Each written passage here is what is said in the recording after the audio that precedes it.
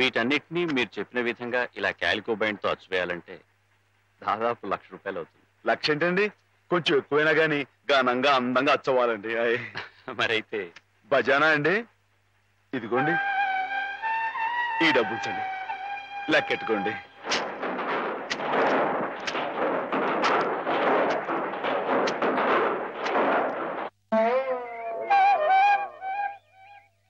మాధవన్న బాబు గారు పుస్తకాలు అచ్చు వేస్తున్నాడు కదా, ఆ పుస్తకాల మీద బోలు డబ్బు వస్తుంది కదా. మళ్ళీ మీ అమ్మని, పిన్నుల్ని, అత్తయ్యల్ని అందరినీ కొని తీసుకొస్తాడు కదా. అప్పుడు దొడ్డంతా పశువులతో, ఇల్లంతా పాడితో మళ్ళీ పాత రోజులు వచ్చేస్తాయి కదా స్వామి. అనుకున్న టైంలో అనుకున్నట్టుగా అచ్చేసి ఇచ్చేశారు. చాలా సంతోషంగా ఉందండి. ఇవి ఇంత త్వరగా ప్రింట్ అవటానికి కారణం మీరు, మీ పట్టుదల. ఇవిగోండి మీ పుస్తకాలు. అందంగా అచ్చయ్యాయా? చాలా బాగున్నాయండి. మా బాబు గారే పట్టుబట్టలు కట్టుకుని ముస్తాబై వచ్చినట్లుగా ఉన్నాయండి. ఏంటయ్యా ఈ అడావుడి? అయ్యగారు రాసిన పుస్తకాలు. ఓహో,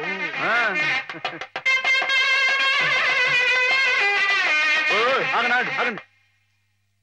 ఇదేంటి పిచ్చి ఆసుపత్రి బండి ఉందండి ఇక్కడ?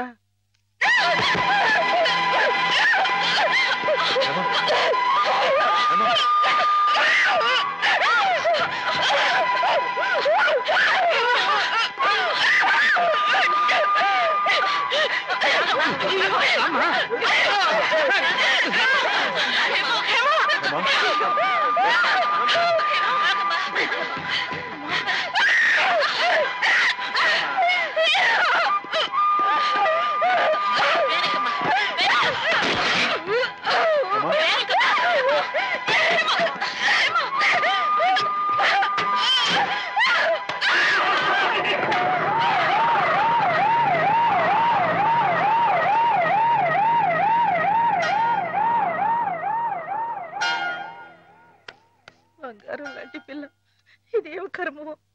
ఏంటండి ఇది? ఇప్పుడు నేను చూసింది అమ్మాయి గానేనా? ఏమే మాధవ, ఏ జన్మలో మేమెవరో ఏం పాపం చేశాము, అది శాపమై పిల్లకు చుట్టుకుంది. అసలు ఏం జరిగిందండి?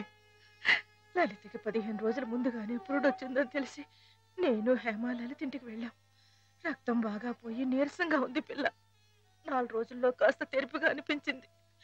ఇక్కడ ఈయన భోజనానికి ఇబ్బంది అవుతుందని హేమని 4 రోజులు ఉండమని చెప్పి నేను వచ్చేసాను. అదే అదే మాధవ నేను చేసిన మహాపరాధం. అవునమ్మగారు, మీరు ఆ 4 రోజులు అక్కడ ఉండుంటే ఇలా జరగకపోను.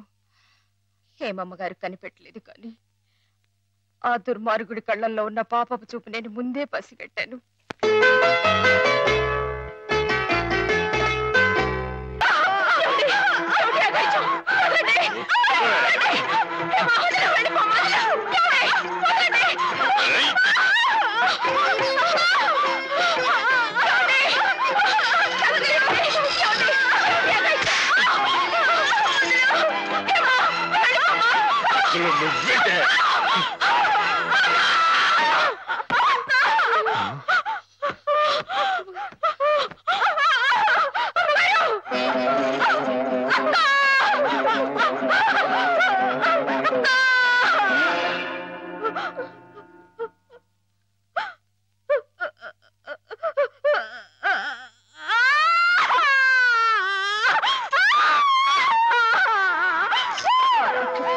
చంపేశాడని పోలీసుల ముందు మొరపెట్టుకున్నాను. వాడు విసిరేసిన డబ్బులు పోలీసుల చెవుల్ని మూసేసింది.